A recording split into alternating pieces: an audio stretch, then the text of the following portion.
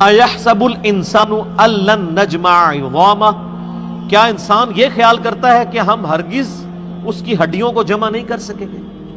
یعنی قیامت کے بارے میں، یعنی وہ لوگ کہتے تھے یار یہ کیسے ہو گیا کہ ایک بندہ ہے مردہ گل سڑ کے وہ ہڈیاں بھی اس کی چورا چورا ہو گئیں اور اب وہ زندہ کر لیا جائے، یہ کیسے پاسبل ہے؟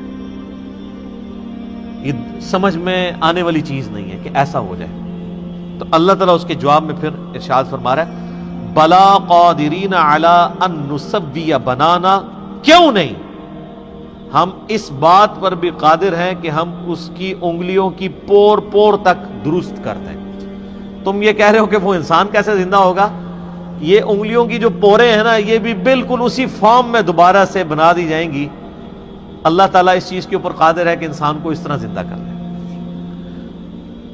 یہ صحابہ کرام کے لیے تو ایک عام آیت تھی، لیکن آج ہمارے لیے یہ بڑی امپورٹنٹ آیت ہے، کیونکہ آپ کو پتا ہے کہ یہ تقریباً 1886 کی بات ہے، پہلی دفعہ یہ چیز سائنٹسٹ نے ڈسکور کی کہ دنیا میں کسی بھی انسان کی ہاتھوں کی جو یہ انگلیوں کے ٹپس کے اوپر جو یہ لکیریں ہیں، جو آپ فنگر پرنٹ کہہ لیں، اس وقت تو خیر ان کا دعویٰ تھا کہ 1 ملین لوگ بھی ہونا آپس میں میچ نہیں کرتے، جو انہوں نے ڈیٹا لیا اس کے بعد انہوں نے یہ چیز فورس کی۔ لیکن یہ 1 ملین والی بات نہیں ہے، یہ تو میرے بھائی آج اگر دنیا میں 7 ارب آبادی ہے تو 7 کے 7 ارب آبادی کے اگر آپ فنگر پرنٹ لینا شروع کرتے ہیں تو ایک دوسرے کے ساتھ میچ نہیں کرتے۔ اسی لیے تو دیکھیں نا یہ یونیک ہوتے ہیں۔ آپ جو ہیں وہ شناختی کارڈ کے اوپر بھی آپ کا انگوٹھا لگوایا جاتا ہے، انگلی کے نشانات لگوائے جاتے ہیں۔ وہ کیوں لگوائے جاتے ہیں؟ اسی لیے کہ وہ یونیک ہوتے ہیں۔ اب تو خیر اس سے بھی آگے کی چیزیں آ چکی ہیں، اب تو وہ کیمرے کے ذریعے آنکھ کی بھی تصویر لیتے ہیں۔ ہر بندے کی جو آنکھ کے اندر جو پتلی ہے نا آنکھ کی، یہ دوسرے سے ڈیفرنٹ ہے، دیکھنے میں ایک جیسی نظر آ رہی ہوتی ہے لیکن کسی کی دوسرے کے ساتھ میچ نہیں کرتی۔ تو یہ اللہ تعالیٰ نے فرمایا کہ ہم انگلیوں کی پور پور تک درست کر دیں گے انسان کی، یہ اللہ تعالیٰ اس کے اوپر بھی قادر ہے۔ اس وقت تو یہ ایک عام آیت تھی کہ ٹھیک ہے انگلیاں بھی بن جائیں گی، لیکن آج اگر آپ دیکھیں کہ اس کی پور پور درست ہونے کا مطلب کہ ایون فنگر پرنٹس تک بھی ہم ویسے ہی بنا دیں گے جیسا کہ انسان کے مرنے سے پہلے تھے۔ یہ بہت بڑا اللہ تعالیٰ کا معجزہ ہے۔ اللہ اکبر کبیرہ والحمد للہ کثیرہ وسبحان اللہ بکرۃ واصیلہ۔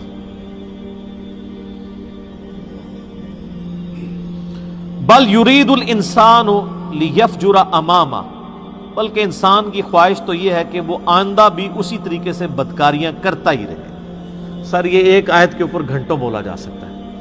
یہ اللہ تعالیٰ نے انسانی نیچر بتا دی ہے کہ انسان قیامت کا انکار کیوں کرتا ہے، اس لیے کہ وہ اپنی مرضی کی زندگی گزارنا چاہتا ہے، وہ اپنی مرضی کی زندگی گزارنا چاہتا ہے۔ چونکہ اپنی مرضی کی زندگی گزارنا چاہتا ہے تو انسان کی مرضی کی زندگی گزارنے میں اور اس کی مرضی میں سب سے بڑی رکاوٹ کیا ہے؟ اللہ کی ذات ہے۔ آپ اگر اللہ کی ذات کو نکال دیں تو آپ اپنی مرضی کی زندگی گزاریں۔ یہ سب سے بڑی تلوار ہم پہ لٹک رہی ہے کہ ہمیں ہماری مرضی کے بغیر کسی نے پیدا کیا ہے، وہ ہمارے ساتھ کچھ بھی کرنے پر قادر ہے۔ اگر خدا نخواستہ ہم نے اس کی نافرمانی کی اور ہم نے اس کی اطاعت اختیار نہ کی تو قیامت الدن وہ ہماری پکڑ کر لے گا۔ بولے اعوذ باللہ تعالی۔ اگر یہ کانسیپٹ نہ ہو تو کوئی بھی شخص کسی کے ساتھ ظلم کر سکتا ہے، کسی کا مال ہتھیا سکتا ہے، کسی کی جائیداد کے اوپر قبضہ کر سکتا ہے، حرام اور حلال کی تمیز ختم کر سکتا ہے، اپنی مرضی کی زندگی گزارے گا۔ تو یہ اللہ تعالیٰ نے انسانی یعنی جو ایک دماغ میں یہ چیز گھسی ہوئی ہے، اس کے نفس کے ساتھ اٹیچ ہے۔ بل یرید الانسان لیفجر امامہ، بلکہ انسان کی تو یہ خواہش ہے کہ وہ آئندہ بھی اسی طریقے سے بدکاریاں کرتا رہے۔ چونکہ اس کی یہ خواہش ہے تو اب وہ قیامت کو تو غائب نہیں کر سکتا، تو آنکھیں بند کر لے کہ قیامت آنی کوئی نہیں ہے۔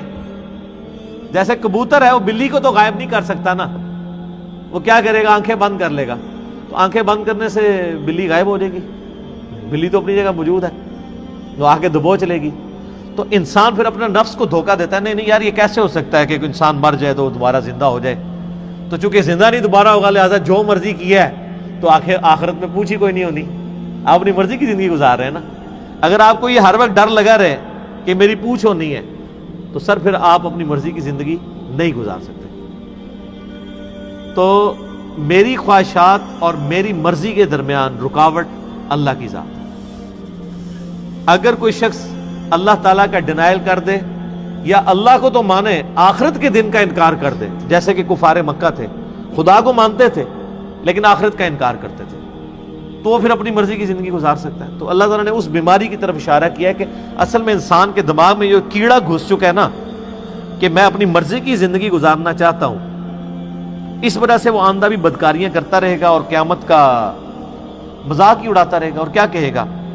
یسأل ایان یوم القیامہ، وہ پوچھتا ہے کہ قیامت کا دن کب آئے گا۔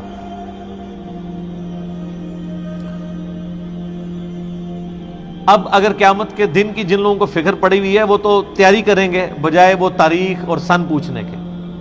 اب اللہ تعالیٰ نے جواب بھی اسی طرح بڑا سخت جواب دیا ہے کہ قیامت کا دن کب آئے گا؟ فَإِذَا بَرِقَ الْبَصَرُ، جب آنکھیں جو ہیں چندھیا جائیں گی، وَخَسَفَ الْقَمَرُ، اور چاند بے نور ہو جائے گا، وَجُمِعَ الشَّمْسُ وَالْقَمَرُ، اور سورج اور چاند ایک دوسرے میں مل جائیں گے، تباہ و برباد ہو جائیں گے۔ ظاہر جب گریویٹیشنل سسٹم ہی ڈسٹرب ہو جائے اس کائنات کا، گریویٹیشنل فورس ہے نا جس کی وجہ سے یہ سب کے سب معاملات اللہ تعالیٰ نے ان کو کنٹرول کیا ہے، اور اسی فورس کو اگر تھوڑا سا بھی ڈسٹرب کر دیا جائے تو ظاہر ہے کہ یہ چیزیں اپنے مرکز کے اندر جا کے ختم ہو جائے گی۔ تو سورج کی کشش ثقل اتنی زیادہ ہے گریویٹیشنل فورس کہ زمین بھی اس کے اندر جا کے گر کے ختم ہو جائے، لیکن اللہ تعالیٰ نے زمین کو ایک روٹیشن دی ہوئی ہے جس کی وجہ سے وہ مدار میں گھومتی رہتی ہے۔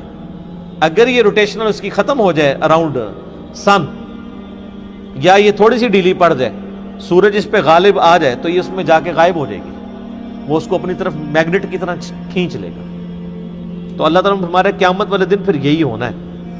یقول الانسان یومئذ این المفر، اس دن انسان کہے گا کہ کیا کوئی بھاگنے کی جگہ ہے، بھاگنے کی کوشش کرے گا۔ کلا لا وزر، ہرگز نہیں، کوئی جائے پناہ نہیں ہے، الی ربک یومئذ المستقر، سوائے یہ کہ تمہیں اپنے رب کے حضور اس دن کھڑا ہونا ہے۔ یہی ہے، اب رب کے سامنے جا کے کھڑا ہونا ہے، بھاگ کے کہیں نہیں جا سکتے۔ قرآن پاک میں باقی جگہوں پہ آتا ہے کہ قبروں سے جب انسان نکلیں گے تو سب کے سب ایک ہی طرف دوڑتے چلے جا رہے ہوں گے بائی ڈیفالٹ۔ ان کو یہ نہیں کوئی سائن بورڈ لگا ہوگا کہ ادھر جمع ہونا ہے، وہ خود بخود کھینچے چلے جائیں گے اس طرف۔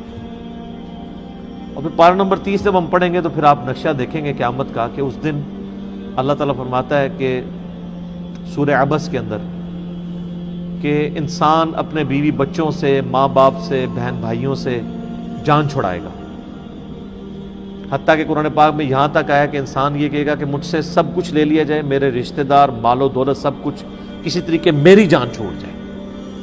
یعنی وہ رشتہ دار جن کی خاطر وہ دنیا میں حلال و حرام کی تمیز نہیں کرتا، وہ انہی کو اللہ کے سامنے فدیے کے طور پہ دینے کے لیے تیار ہو جائے گا کہ میری جان کسی طریقے سے چھوڑ جائے۔ تو اللہ تعالیٰ ماتا کہ جب یہ موت کا وقت آتا ہے نا تو لوگ پھر جھاڑ پھونک والے کو بھی تلاش کرتے ہیں، تو موت جس پہ طاری ہو رہی ہوتی ہے اس کی کیفیت کیا ہوتی ہے؟ وَظَنَّ أَنَّهُ الْفِرَاقُ، اسے سمجھ آ جاتی ہے کہ بس اب آ پہنچی ہے جدائی کی گھڑی، ہائے ہائے ہائے، اسے پتہ چل جاتا ہے کہ بھائی اب کام ختم، اب ریورس نہیں لگنا۔ اور یہی وہ لمحہ ہے جس کے بارے میں جامعہ ترمذی میں حدیث ہے کہ موت کے غرغرے سے پہلے پہلے توبہ قبول ہے۔ جب موت کا غرہ آتا ہے تو پھر نظر آ جاتا ہے نا، جنتیوں کو جنتی فرشتے نظر آ جاتے ہیں۔ میرا آپ لیکچر سنیں نا عذاب قبر کے اوپر، مسئلہ 117A اور B، 117A میں نے 10 آیات سے عذاب قبر ثابت کیا، اور 117B میں 17 حدیث بخاری مسلم سے پیش کی ہیں، کچھ ابو داؤد ترمذی سے، جس میں نے ایک نیک بندے کی جب روح نکلنے لگتی ہے اس کے ساتھ کیا معاملات ہوتے ہیں، اور ایک برے بندے کی روح، تو اس میں آپ حدیث میں دیکھیں تو وہ لوگوں کو نظر آ جاتا ہے کہ اب ہمارے ساتھ کیا معاملہ ہونے والا ہے۔ تو اسے تو گمان ہو جاتا ہے کہ میری آخری گھڑی آ پہنچی۔ وَالْتَفَّتِ السَّاقُ بِالسَّاقِ، اور پنڈلی پنڈلی سے جڑ جاتی ہے۔ آپ پتہ ہے یہ جو روح نکلتی ہے نا یہ پاؤں کی طرف سے نکلتی ہے، یوں نکل کے یوں جاتی ہے، اور جب وہ ایگزیکٹ کیفیت طاری ہوتی ہے، جن لوگوں نے یہ آبزرویشن کی ہوئی ہے نا، کئی لوگ ہمارے بھی جاننے والوں میں، کہ وہ نزع کے وقت جب روح نکل رہی ہوتی ہے اس وقت وہ یعنی اس مردے کے پاس موجود ہوں ایگزیکٹ اس وقت میں، وہ جو کیفیت طاری ہوتی ہے وہ بالکل اسی طریقے سے ہوتی ہے کہ ایسے ٹانگوں جو ہیں وہ انسان کی ایسے جڑ جاتی ہیں، پنڈلی سے پنڈلی مل جاتی ہے ایسے، اور پھر یوں نکلتی ہے روح۔ ظاہر ہے وہ روح نکلنا تو پھر جناب بڑا مشکل کام ہے، تو میں نے بتایا نا کہ وہ روح جب ایسے نکلتی ہے، جو فاسق کی روح تو پھر ایسے نکلتی ہے۔ سنن نسائی میں، ابو داؤد میں حدیث ہے کہ گویا کوئی شخص جو ہے وہ کانٹے والی چیز روئی میں داخل کر کے اس کو کھینچے، تو وہ کس طریقے سے ایک تار تار ہوتا ہے انسان۔ اللہ تعالیٰ موت کی سختیاں آسان فرمائے۔ پنڈلی سے پنڈلی جڑ جائے گی۔